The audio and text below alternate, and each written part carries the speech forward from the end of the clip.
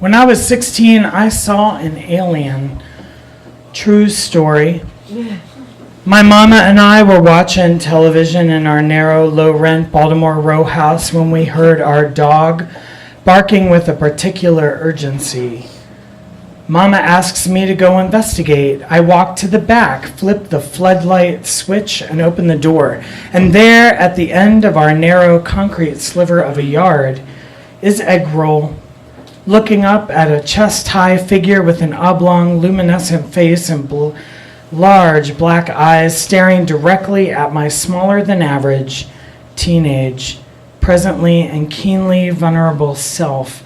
And immediately, without even a flash of hesitation, I shit my pants. A small, yet substantial, perfectly compacted brown nugget, bullets from my butt cheeks like a backfired slingshot. I could feel the velocity of that single turd shoot against the lining of my polycotton Voltron pajama bottoms. The betrayal of years of self-control, the pastel illustrations of once upon a potty flashing into my mind's eye as I waddled back to my mother with a face whiter than Ann Coulter. Ann Coulter, wearing an eggshell bikini on a foggy day in a salt mine. Stop it. Vision is a tricky enterprise. All we truly perceive are configurations of shadows and light. True story. 127 million photoreceptors detect light stimulus, becoming electrical impulse along the optic nerve to the brain, and then a chemical, the mind, an open file without a name. And from this, we begin to make sense of our world. My niece, at 9 months, beginning to crawl. One day I watched her amble directly into a piece of furniture head first. She thrusted with determined hands and knees this new function for her fleshy baby limbs, without hesitation, right into my sister's backless Wayfair bar stool. Did little Mackenzie not see the metal legs? Why did she careen right into that pain, the boo-boo on her forehead? It appeared as if she hadn't seen the stool at all. Shadows and light, electrical impulse, chemical, an open file. And then my sister, Mommy, to the rescue. She says, chair, baby stare. Chair, baby stare. Chair, baby stare. Now, the open file has a name, language, a label, a sign. Neurolinguist Richard Gregory argues that seeing is entirely hypothesis, reliant on experience and memory. We encounter a particular configuration of shadows and light, and that configuration is then matched to the closest file we have in our database. Your brain is a file clerk, searching for the match.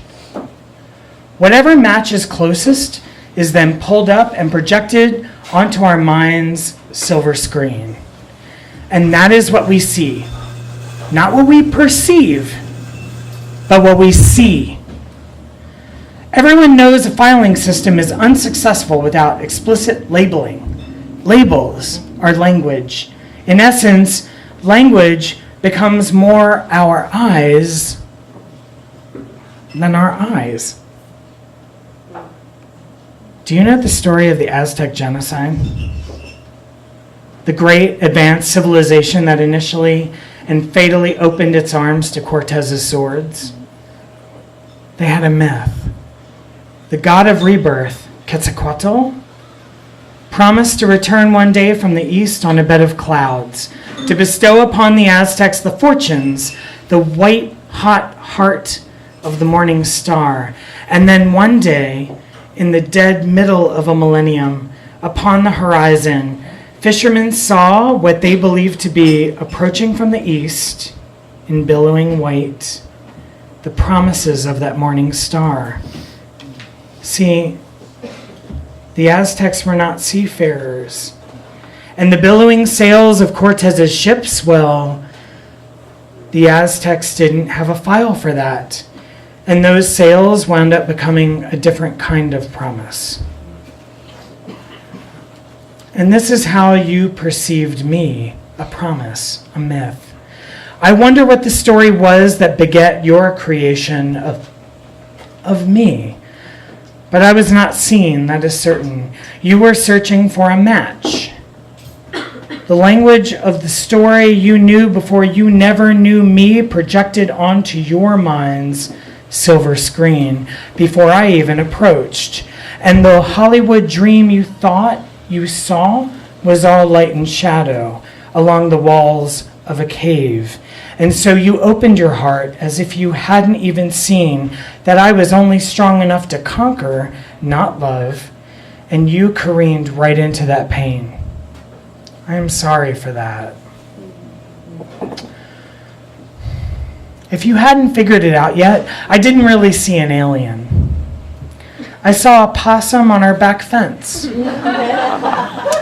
The floodlight wasn't strong enough to pick up the chain link at all, but it could reflect the rodent's iridescent fur on the top of its head, pointed down to keep a watchful eye on the threatening stance of my vicious Shih Tzu mix.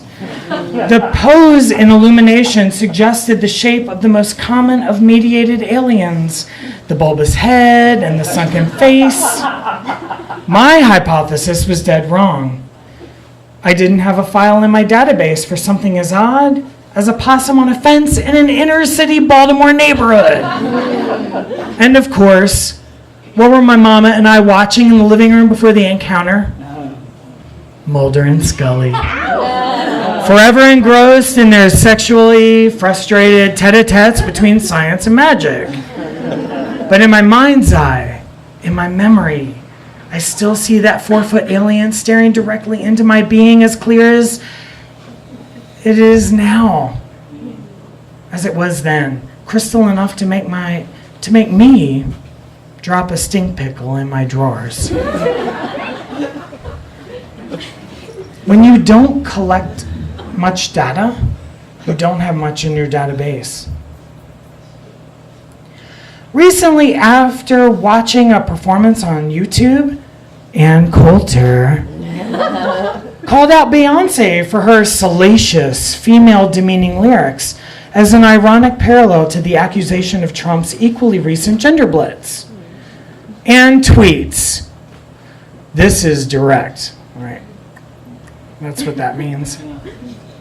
Beyoncé, cited by Michelle Obama as role model for her daughters, sings about pussy curvilicious, serve delicious. Oh my, I just fainted, end quote. End tweet. Anne was probably promenading victorious at this burn, this apparent demonstrated hypocrisy of the smug, liberal elite. However, what Anne didn't realize during that cocksure strut in her proverbial pencil skirt was that the woman she perceived mouthing those lyrics was not Beyoncé at all, but Nicki Minaj. Anne defended her mistake by saying, "They so much look alike." Grown, y'all. Black woman, Beyoncé. Black woman, Beyoncé. Black woman, Beyoncé. When you don't collect much data, you don't have much in your database.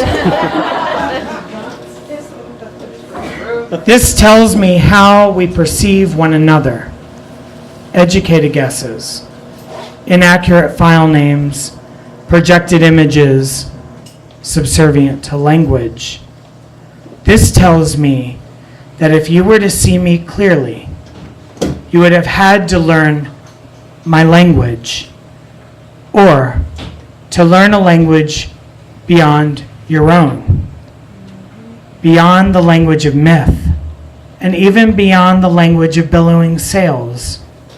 This tells me that we all need to learn as much language as we can to quit running into things that are there that we can't see.